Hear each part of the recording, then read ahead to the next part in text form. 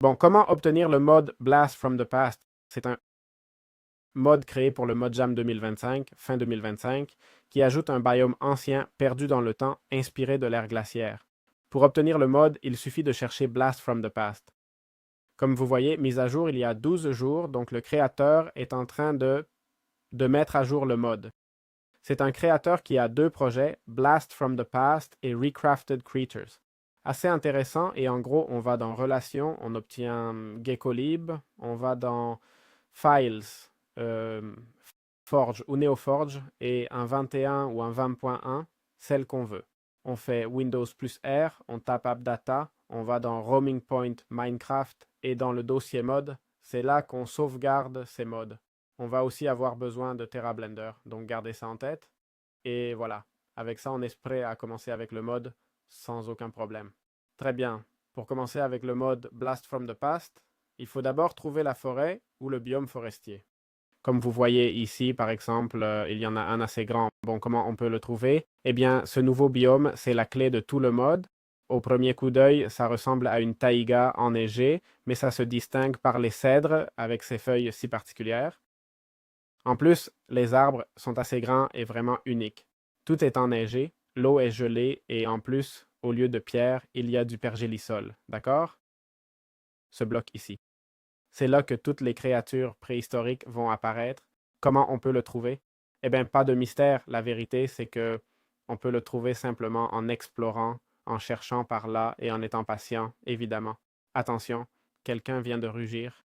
Et voilà, je suppose qu'on peut aussi utiliser la commande /locatebiome et chercher TerraBlender, TerraFerret, Placeholder, non.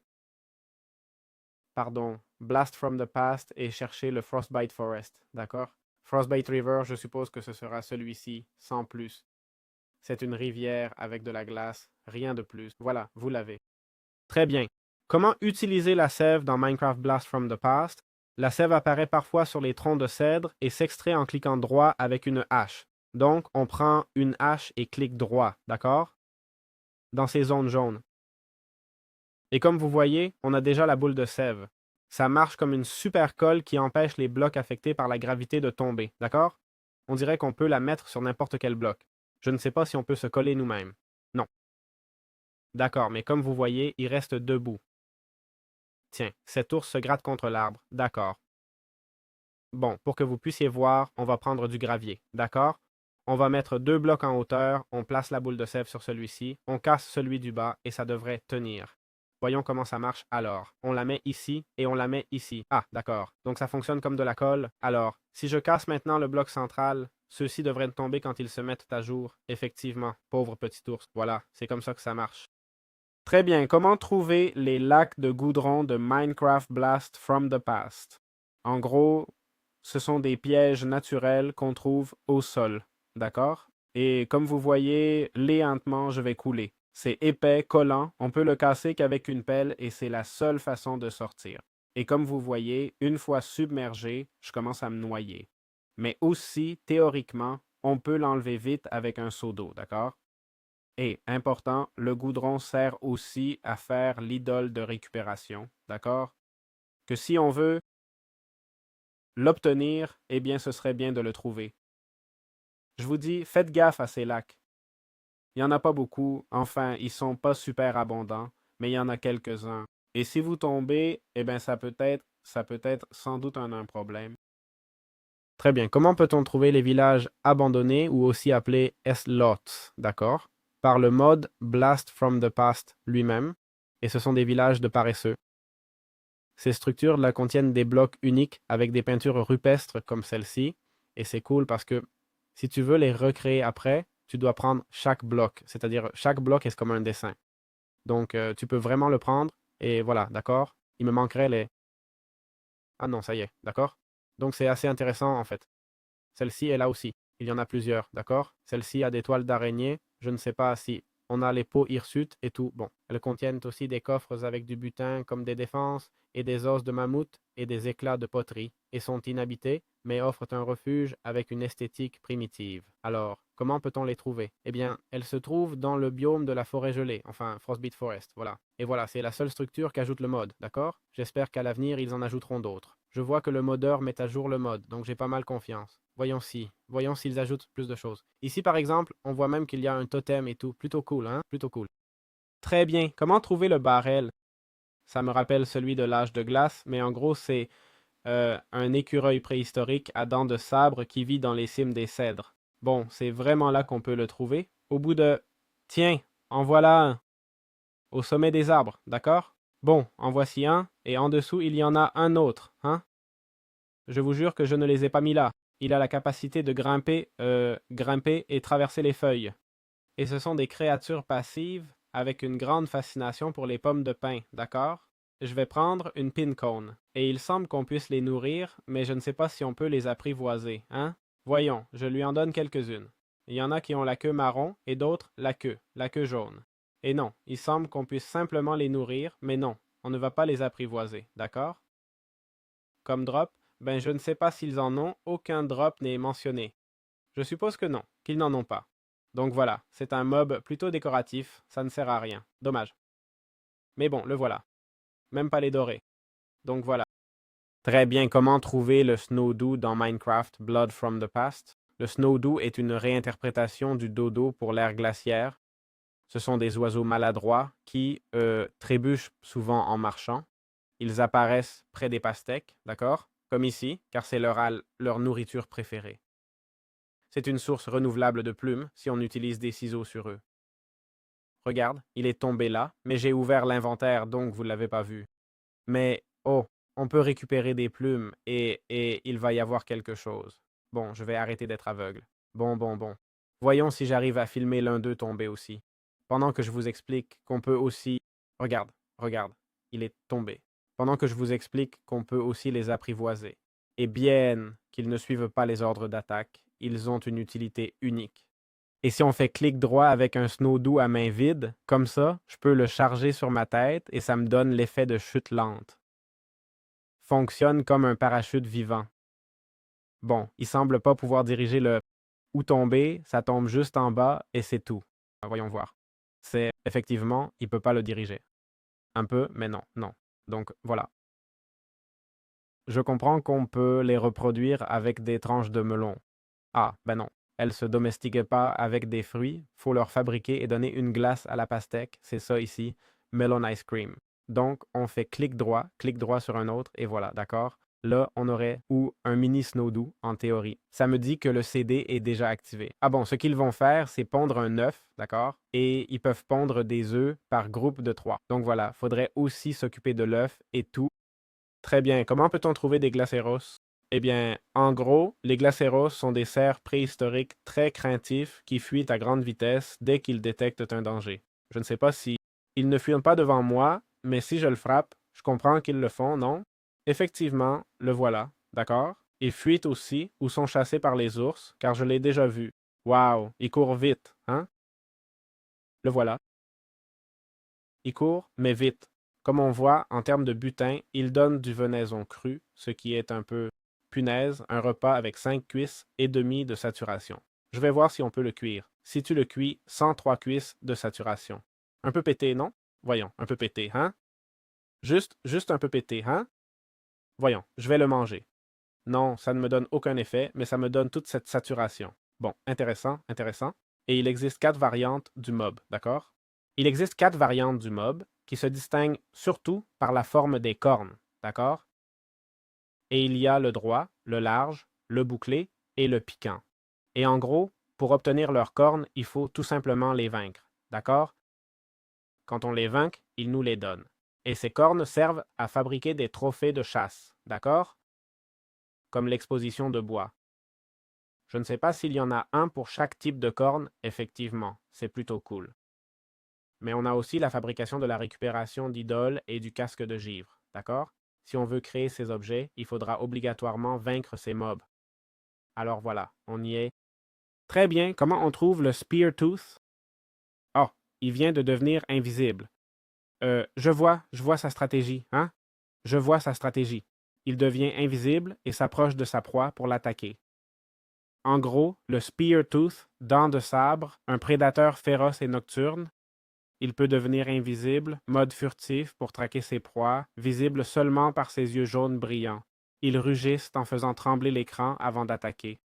J'aimerais bien la voir attaquer, franchement, mais elle est là toute tranquille. Moi, regarde comment il attaque. Regarde comment il attaque, toi. Et j'aimerais aussi voir si les yeux brillent la nuit. Bar, par exemple, Midnight. Ah non, il arrête d'être invisible. Il arrête d'être invisible la nuit, intéressant. Ou du moins celui-là a arrêté de l'être. Et comment on peut l'apprivoiser? Eh bien, en gros, pour faire de ce félin ton allié, faut le nourrir avec la viande de Frost Stomper. Voyons, je vais essayer celle de Venison. Ah, le venaison aussi. Mais je pense que ça sert.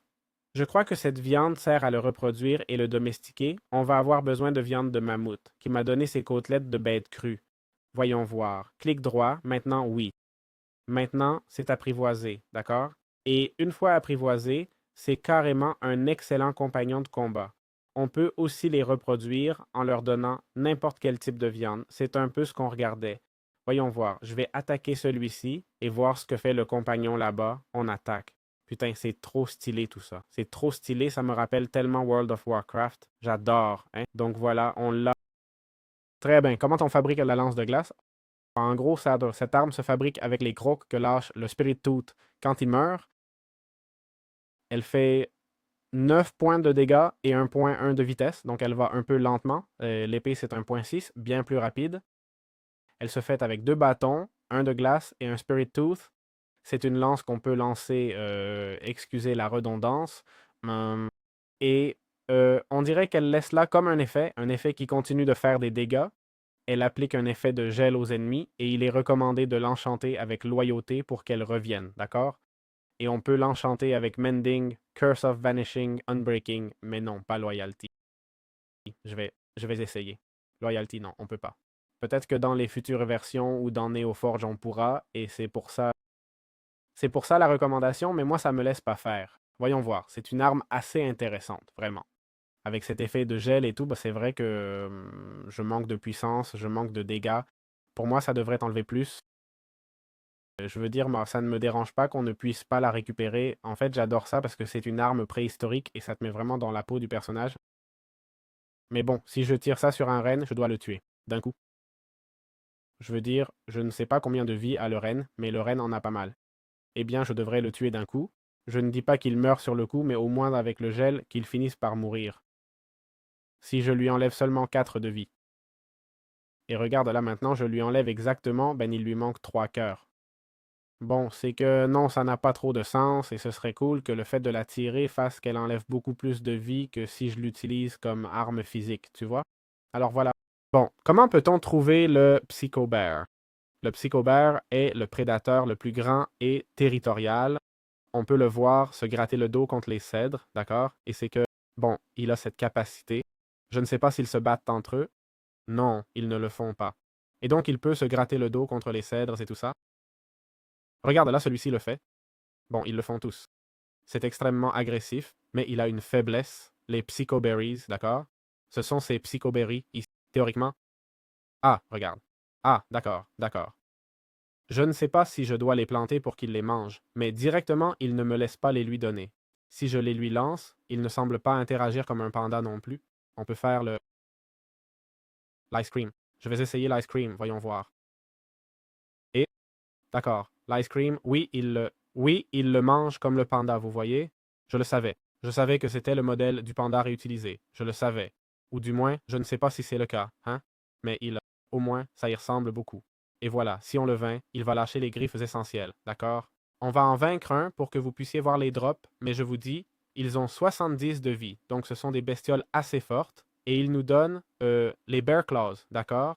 Qui nous servent à faire des craftings comme le Bear Glove, le Bear Trap et les Frostbite Boots. Bon, comment on peut trouver le piétineur de givre? Alors, en gros, le piétineur de givre, c'est un énorme mammouth de glace, la plus grande créature du mode.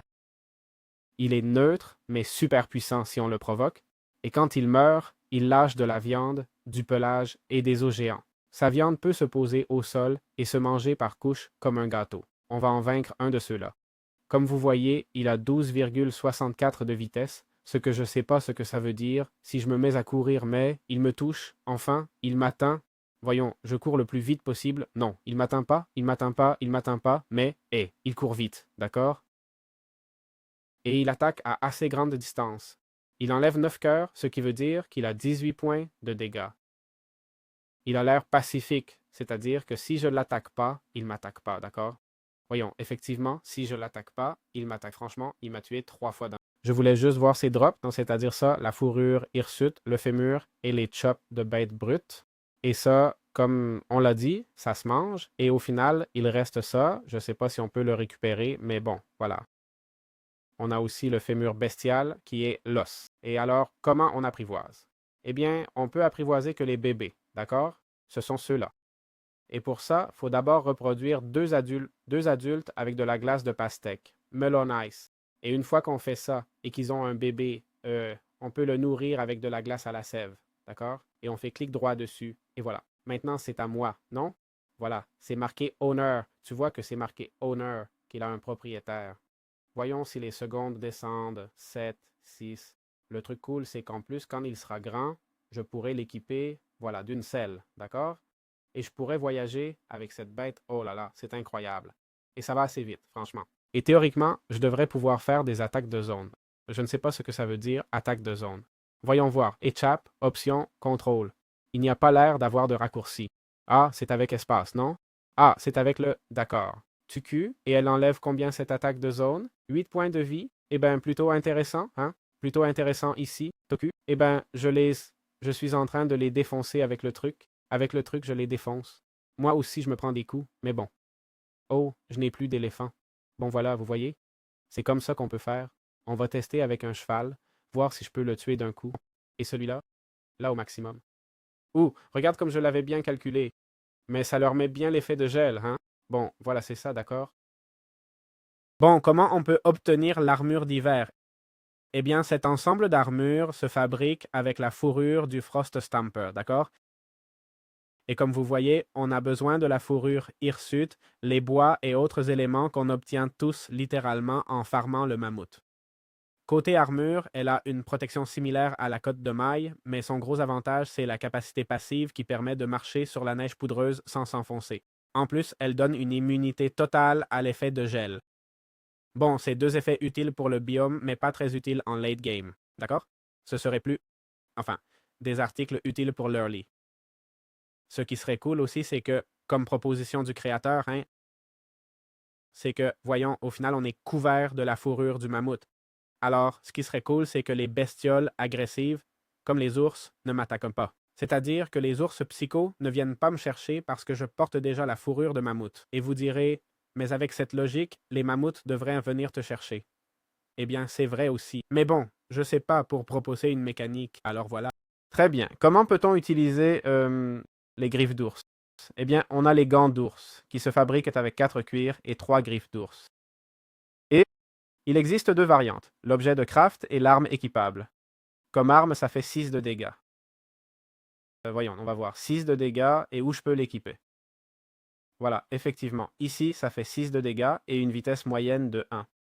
Et si t'en équipes un dans chaque main, voyons. Oups, j'en ai enlevé plus, mais je crois que j'ai fait un critique. Attends. Ah, ok. Si t'en équipes un dans chaque main, ça te permet de t'accrocher au bloc sans avoir à sauter. Voyons, c'est un peu chiant si tu vas sauter un bloc, par exemple. Un autre truc que le créateur devrait revoir, franchement. Enfin, c'est horrible. Mais en théorie, l'idée, c'est pouvoir m'accrocher, je sais pas, sauter, passer par là et m'accrocher à ça, tu vois? Ou plutôt, aller là et m'accrocher ici sans perdre de vie, par exemple. Voyons, l'idée est pas mal. C'est pas mal. Enfin, je vois pas trop l'utilité parce que je peux pas monter ni rien, juste rester accroché. Et en plus, si tu calcules pas bien, je vais essayer, je vais essayer, je vais essayer. Voyons, t'es là en train d'échapper à un ours géant, tac tac, et... Ah, raté. Mais vous voyez, en plus, c'est compliqué, c'est vachement compliqué. Alors voilà, le créateur là. Très bien. Et comment on utilise les pièges à ours? Eh ben en gros, avec les griffes que l'ours laisse tomber. Si on pose ces pièges, théoriquement, ce sont des pièges à ours, d'accord? Comme son nom l'indique. Voyons si cet ours va m'attraper. Le voilà. Et là, ils se font attraper, d'accord?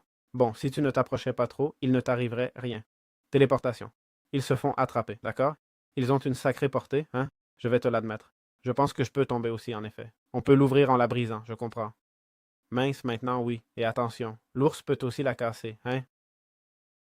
Au moins, il l'a brisée. Voilà, c'est dit. D'accord? il va subir un peu de dégâts là. De 40 à 34 points de vie, donc ils subissent 6 dégâts. Bon, c'est pas énorme, mais ça servirait de protection temporaire si on a une maison ou un truc comme ça, même pour protéger notre maison. Ça me permet de bouger. Ah, regarde, tu vois qu'ils se brisent. Je sais pas si c'est parce qu'ils disparaissent ou pourquoi. Enfin, ils disparaissent, non? Non, ça n'a rien à voir avec l'ours. Je sais pas pourquoi ils disparaissent. Vraiment, je peux pas vous dire pourquoi. Mais bon, voilà. Très bien. Comment utiliser l'idole de récupération? Cet objet fonctionne comme une version primitive du totem tombal et se fabrique avec des cornes de glace rose, d'accord?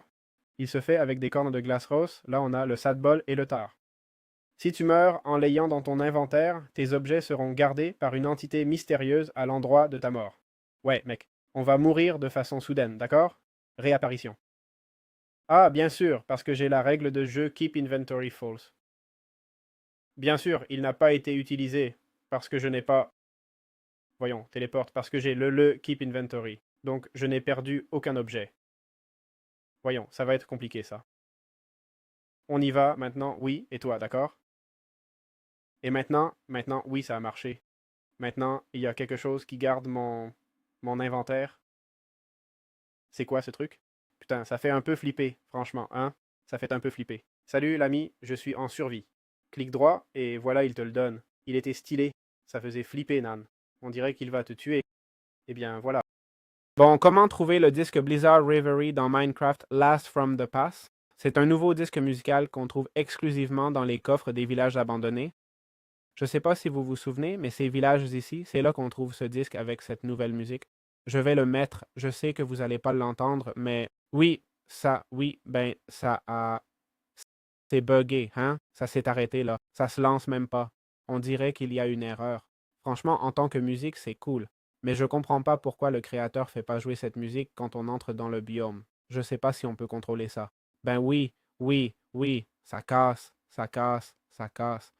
Je sais pas si c'est parce que j'ai ici dans Options musique, j'ai la musique désactivée, voyons maintenant. Non, non, c'est buggé. Donc bon, si vous l'obtenez pas, c'est pas grave non plus. Si vous êtes sur la version 1.21 de Forge, ou peut-être que c'est une incompatibilité que j'ai, hein? Ça ne vient pas forcément du mode. Aussi, par curiosité, le Snowdo ou le Frost Stomper, quand ils entendront cette musique, ils vont se mettre à danser, d'accord? Allons vérifier ça parce que ça, je ne veux pas le rater. Ça, je ne veux pas le rater. Voyons voir tout coup, ils devraient commencer à danser. Ah, regarde, c'est ça danser? Là, ils dansent. Regarde comment ils dansent. Et ceux-là aussi, non? Ceux-là bougent un peu la tête. Donc voilà, super, super cool. Donc voilà, c'était tout pour le mode. J'espère que ça vous a plu. Un mode qui fonctionne pour le mid-game, mais il me manque un objet un peu plus pété. Je veux dire, l'épée est bien, mais il me manque un objet un peu plus puissant, non? Qui en vaille vraiment la peine. Enfin, je trouve ça cool, hein, d'avoir plus de biomes et tout ça, mais ce serait génial que tu joues et que tu tombes sur ce biome et que ce soit une célébration parce que trouver ce biome signifie que tu vas débloquer tel objet qui est pété, tu vois? Je te dis pas de péter le jeu, mais au moins qu'il te donne un petit système de progression au-dessus de ce que te donnerait Minecraft. Au final, c'est un environnement plus hostile que celui de Minecraft et tout ça. Je pense que, je sais pas, enfin que l'armure soit pareille, qu'une cotte de maille, ça me rend triste. Et moi, qu'il n'y ait pas au moins un minerai spécifique au biome, ça me rend triste. On peut jouer avec plein de trucs. Donc voilà, on verra comment ce mode continue à se développer, mais pour le moment, très bon boulot. Jusqu'ici le mode. Ciao, ciao.